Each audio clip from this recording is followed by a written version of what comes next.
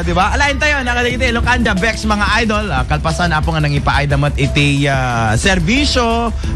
Idilaing kalman, apo kadeti na isang kat apong dugtong buhay by our IFM and RMN, mga idol, on the 73rd anniversary.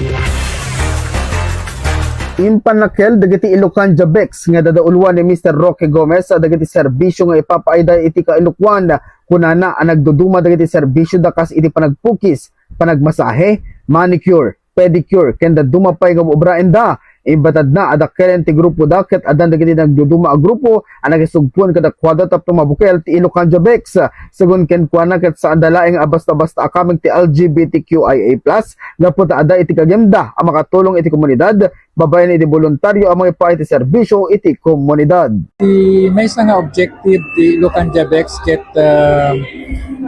mangted ti serbisyo iti komunidad kas kadagitoy libre nga panagpukis, feeding kadagiti ubing ken kadagiti senior citizen ken kastabet nga isuro mi dagiti ubing pay nga mayat nga agsursuro ti panagpukis wenno panagtrabaho iti salon tapno iti kasta dagiti nga ubing maikandan tumet ti naranya nga masakbay regardless no dagiti may agsursuro ngem ti priority mi dagiti nakukurapay pa yung ubing dagitihan na kabailanin ti agule yung membro ti LGBTQI.